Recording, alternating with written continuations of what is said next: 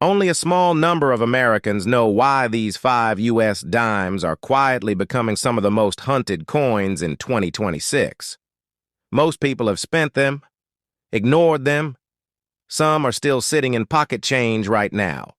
Stay with me and don't rush this, because I'm about to reveal hidden details collectors look for and nobody talks about.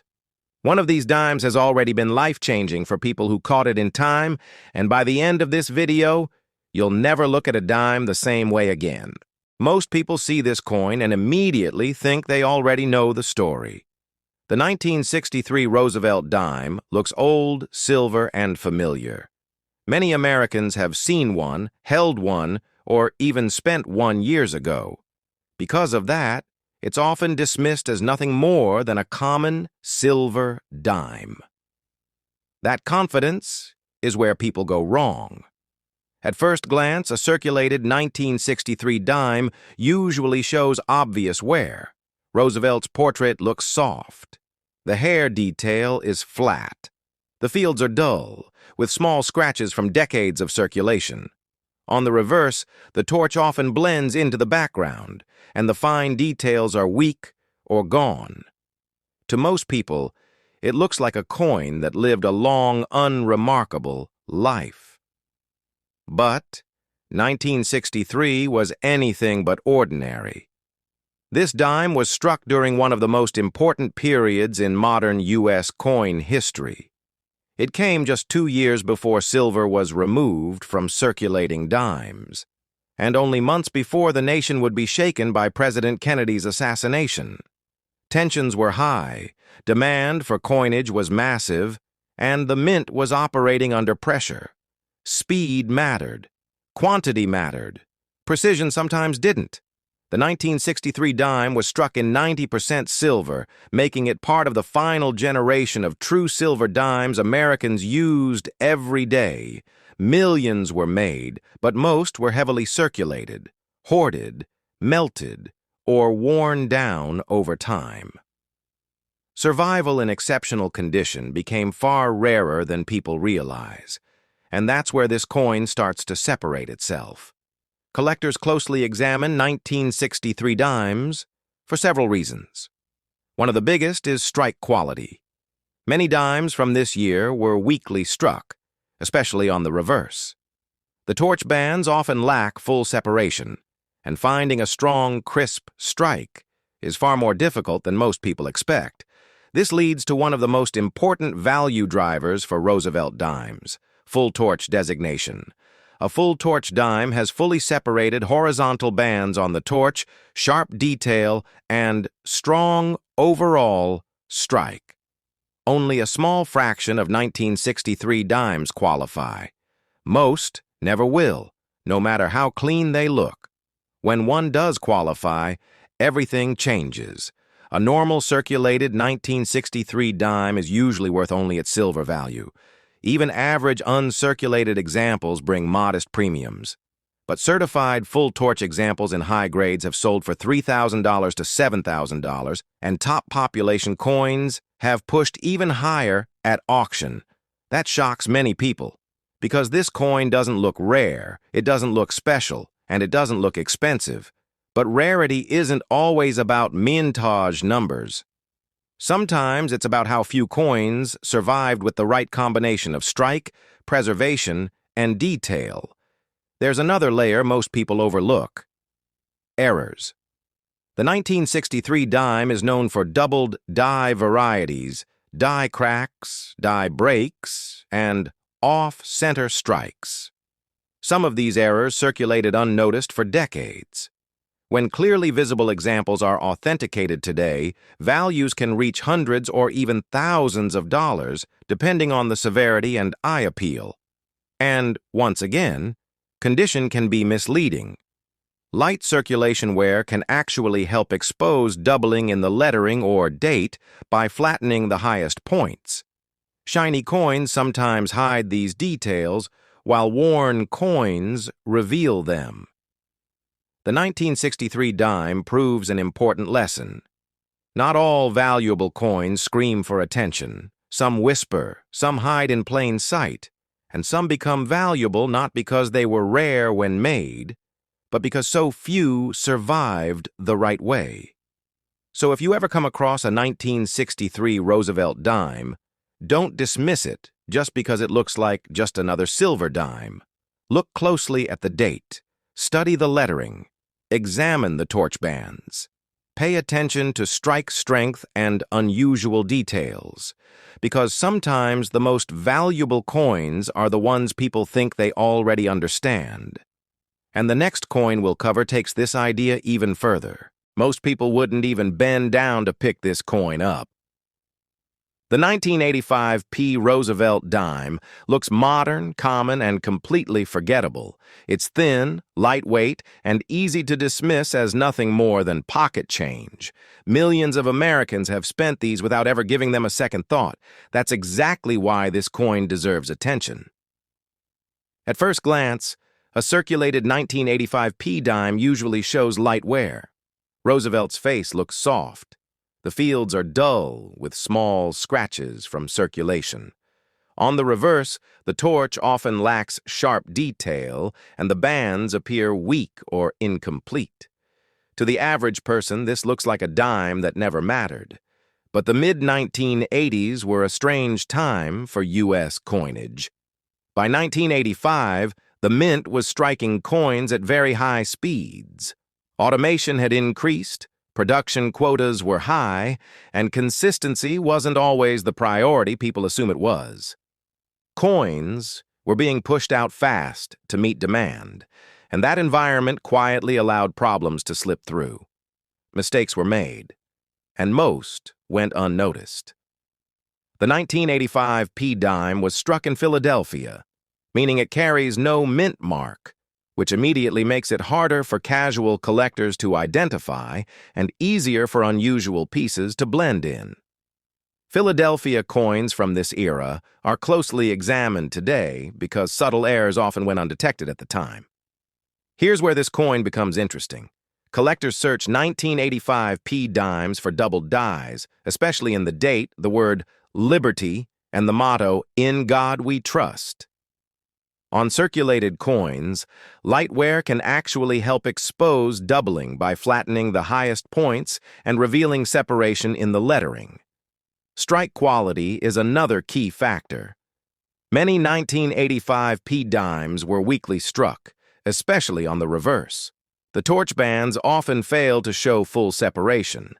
Finding a strong strike with clear, full torch bands is far more difficult than most people realize. And that's where the money starts to appear. A normal, circulated 1985 P dime is worth face value. Even most uncirculated examples sell for modest amounts. But certified examples with full torch designation change the equation completely. These are coins where the horizontal bands on the torch are fully separated and sharply struck. Only a tiny percentage qualify.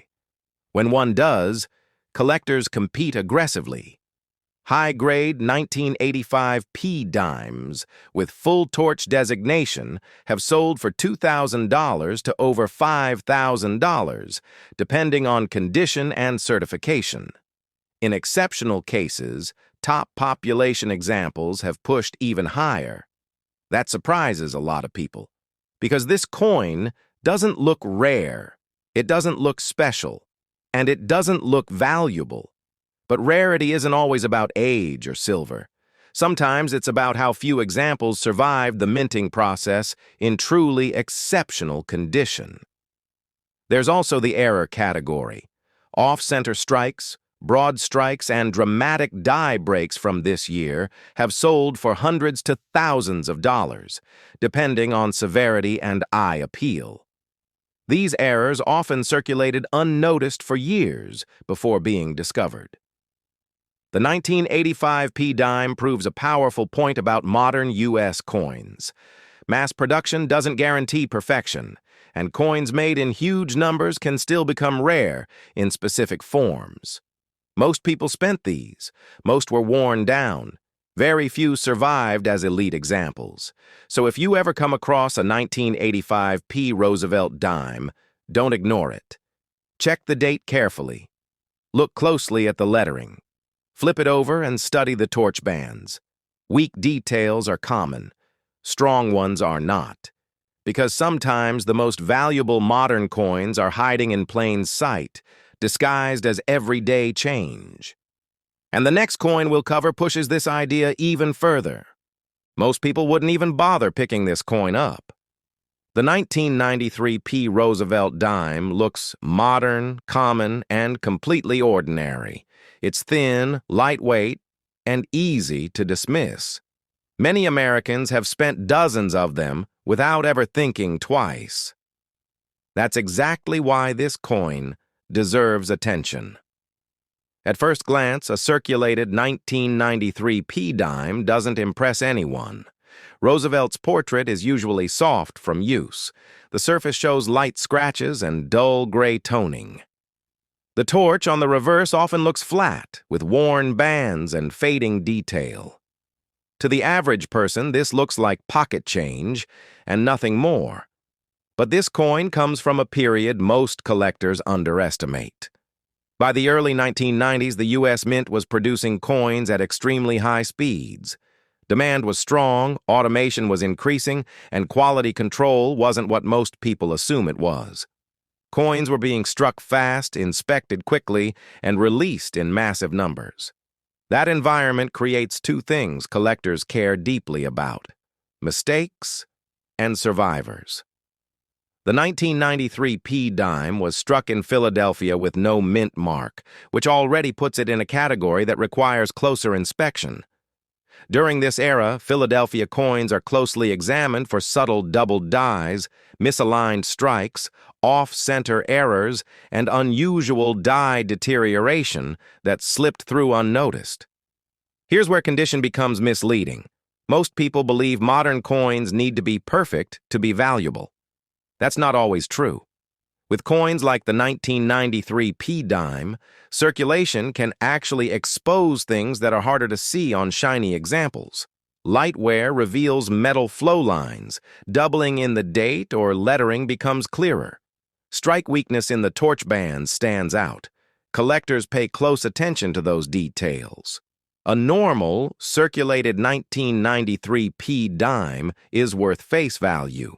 Even uncirculated examples are usually modest in price.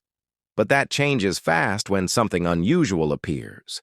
Documented error examples from this year tell a very different story. Strong doubled die obverses, especially in the date and lettering, have sold for hundreds to thousands of dollars, depending on clarity. Off-center strikes and dramatic misalignments push values higher. Certain broad strikes and multi-strike errors have crossed into the $3,000 to $5,000 range. And then there's the category most people never expect: high-grade examples. Finding a truly pristine 1993 P dime with full torch bands, strong strike, and no major flaws is far harder than people assume. Most were heavily circulated. When one surfaces in exceptional condition, collectors compete aggressively. Certified top population examples have sold for $5,000 to over $10,000 at auction. That shocks a lot of people. Because this coin doesn't look old, it doesn't look rare, and it doesn't look valuable. But rarity isn't always about age. Sometimes it's about survival. The 1993 P dime proves an important point. Modern coins can still be sleepers. Mass production doesn't guarantee perfection. And coins that everyone ignores today can become the ones collectors chase tomorrow. So here's the takeaway. If you ever come across a 1993 P Roosevelt dime, don't dismiss it just because it looks ordinary. Look at the date closely. Check the lettering, study the strike, pay attention to the torch bands and the rim. Because sometimes the most valuable coins aren't the ones people save. They're the ones nobody thought were worth saving at all. And the next coin we'll cover takes this idea even further. Most people would never stop to look at this coin. The 1979 D. Roosevelt dime feels ordinary, modern, and easy to ignore. It's thin, lightweight, and blends in with everyday change. Millions of Americans have spent these without a second thought. That's exactly why this coin matters. At first glance, a circulated 1979 D dime usually shows light wear. Roosevelt's portrait looks soft. The fields are dull. On the reverse, the torch often lacks sharp definition, and the horizontal bands appear weak or blended. To most people, it looks like a dime that never had a chance to be special. But 1979 was a difficult year at the U.S. Mint. Production pressure was high, especially at the Denver Mint. Coins were struck fast, often with worn dies, and quality control suffered. That environment created something collectors care deeply about today: scarcity in disguise. The 1979 D dime is especially known for weak strikes. Fully detailed torch bands are rare, even on coins that appear uncirculated. This leads to one of the most important value drivers for Roosevelt dimes: full torch designation. For a dime to qualify, all horizontal bands on the torch must be fully separated and sharply struck. On 1979 D dimes, that's extremely difficult to find. Most examples fail this test. That's where the value changes. A normal circulated 1979 D dime is worth face value. Even many uncirculated examples sell for very little. But certified full-torch 1979 D dimes have sold for $1,000 to $3,000, and top population examples have gone higher when collectors compete. There's also the error factor. Off-center strikes, broad strikes, die cracks, and misaligned dies from this year have sold for hundreds to thousands of dollars, depending on severity and eye appeal. Many circulated unnoticed for decades before being discovered. The 1979 D dime proves an important lesson. Rarity isn't always about age or silver. Sometimes it's about how few coins were made correctly. So if you ever come across a 1979 D Roosevelt dime, don't dismiss it.